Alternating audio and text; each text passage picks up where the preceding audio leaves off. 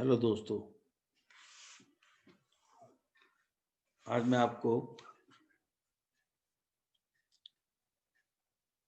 बताने जा रहा हूँ इंटरेस्ट के बारे में।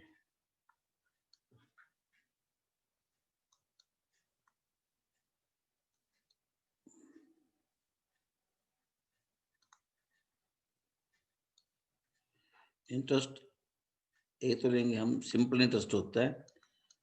सिंपल इंटरेस्ट में तो आपको सबको मालूम ही है कि ये तो कि कोई भी प्रिंसिपल अमाउंट है, जैसे हमने किसी को भी कितने रेट ऑफ इंटरेस्ट के लिए दिया, कितने टाइम के लिए दिया, तो ये उसका फॉर्मूला बन गया। ये इसमें पी की वैल्यू होती है प्रिंसिपल अमाउंट, इसको हम प्रेजेंट वैल्यू भी बोल सकते हैं।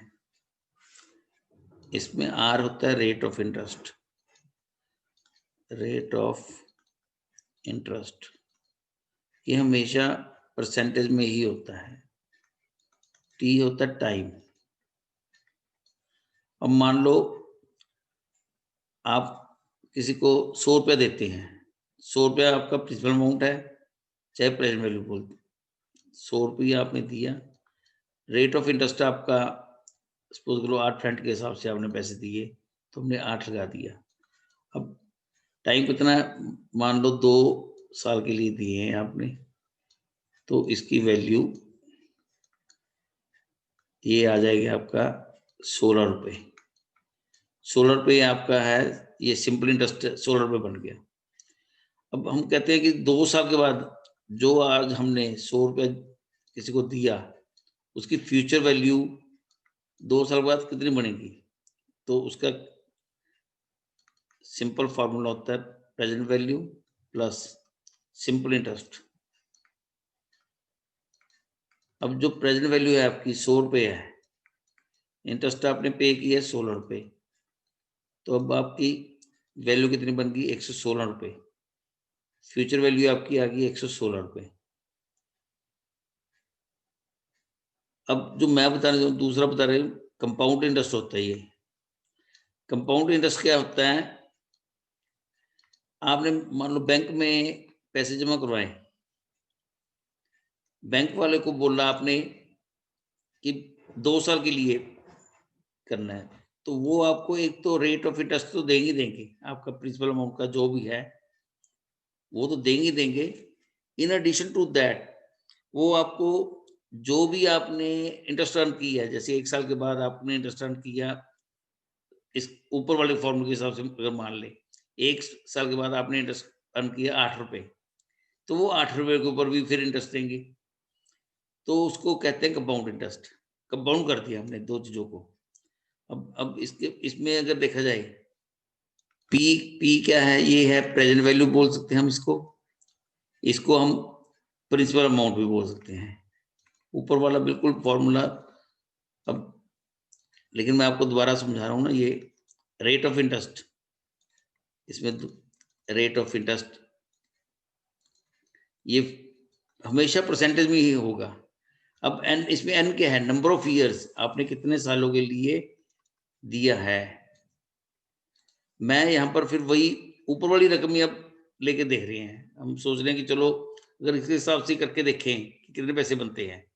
देखो पी की वैल्यू है आपके पास, P means present value, present value आपके पास 100 है, तो 1 क्या है आपका, 1 प्लस आर, एन एन ऊपर एन मान लो, चलो 100, 1 प्लस आर आपका 8/100, रेट ऑफ इंटरेस्ट आपका हमने 8% मान लिया, यहाँ हम 8% ले लेते हैं। प्रिंसिपल अमाउंट प्रेजेंट वैल्यू आपने 100 रुपये मान ली। नंबर ऑफ यहाँ पर नंबर ऑफ ईयर्स आपके आगे 2 साल, 2 ईयर्स, तो आपका हम इसको ऐसे भी लिख सकते हैं 1.08 की पावर 2। अगर आप इसको कैलकुलेटर से करेंगे, देखो वहां पर साइंटिफिक कैलकुलेटर तो मिलेगा नहीं, सिंपल कैलकुलेटर होगा। उसमें क्या करेंगे हम, पहले तो हम दबाएंगे 1.08, फिर हमें मल्टीप्लाई का सिंबल दबाना पड़ेगा। मल्टीप्लाई के बाद जैसे पावर 2 है, इज इक्वल टू करेंगे तो पावर 2 आ गई उसमें, वो आ जाती है आपकी 1.1664। तो नेट शेल 116 रुपए 64 पैसे आपके बन गए। इस केस में ये क्या चीज है आपकी, ये है आपका फ्यूचर वैल्यू। फ्यूचर वैल्यू इस केस में आपने इंटरेस्ट कितना मिला आपको,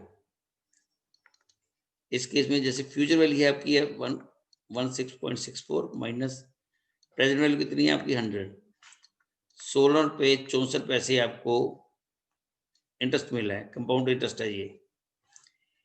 इसका मतलब तो कंपाउंड इंटरेस्ट में आपको इससे सिंपल इंटरेस्ट से पैसे ज्यादा मिल रहे हैं, ये सिंपल इंटरेस्ट था आपका। तो बैंक्स में जब भी जमा कराएंगे तो हमेशा आपके जब एग्जाम आएंगे, एग्जाम के लिए फॉर्मूला जो होता है वो कहते हैं कि अगर आपने आज के डेट में आपको वो कोई ना कोई आपको अमाउंट बता देंगे कि आज की डेट में लेट्स सपोज की 10,000 रुपया, वो बोलेंगे कि 10,000 रुपया आपको दिया, उसका रेट ऑफ इंटरेस्ट 8% के हिसाब से 2 सालों के लिए किया उन्होंने, तो उसको फ्यूचर वैल्यू कितनी बनेगी,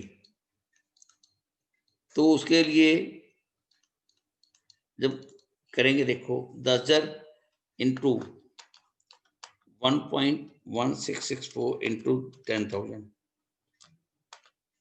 तो आपका 11,000 यहाँ पर वैल्यू आ गई आपकी 11,664 रुपए। ये आपका आंसर है। क्वेश्चन हर आईबीपी के हर एग्जाम में एक क्वेश्चन लाजमी आता ही आता है। उसमें वो पूछते हैं कि आपको जैसे ये प्रिंसिपल अमाउंट 1,000 10,000 रुपया या 15,000 20,000 कोई भी फिगर दे देते हैं वो लोग राम, वो बोल देते हैं कि इतना एक फिगर है, उसका रेट ऑफ इंटरेस्ट फिगर है, ये रेट ऑफ इंटरेस्ट है इतने परसेंट, इतने सालों के लिए जमा करना है, 2 साल 3 साल 5 साल 10 साल इतने, तो 10 साल के बाद कितने पैसे बनेंगे, तो आपने सिंपल ये वाला फॉर्मूला लगा देना है। वैसे अदरवाइज हम क्या मानते हैं कि फ्यूचर वैल्यू को, यहाँ पर future value is equal to present value into 1 plus R की पावर n है। जैसे जो फॉर्मूला आगे चलेंगे वो मान के चलते हैं कि फ्यूचर वैल्यू आपकी 1 है, present value into 1 plus R की पावर n। अब प्रेजेंट वैल्यू का फॉर्मूला क्या बनेगा आपका 1 अपॉन 1 प्लस आर की पावर n। आपका ये वाला फॉर्मूला आपने हमेशा याद रखना है, ये नियर फ्यूचर में भी आपके काम आएगा। Present value is equal to 1 upon 1 plus R की पावर n। ये आपका कंपाउंड इंटरेस्ट के केस में आपने ये वाला फॉर्मूला यूज करना है। इस से आपका 1 नंबर का क्वेश्चन सॉल्व हो गया। मेरे को उम्मीद है कि आपको मेरी ये वीडियो जरूर अच्छी लगी होगी। आप लाइक करें, अगर नहीं सब्सक्राइब किया तो नीचे सब्सक्राइब का बटन दिया हुआ है, उसको काइंडली सब्सक्राइब करें। Thank you.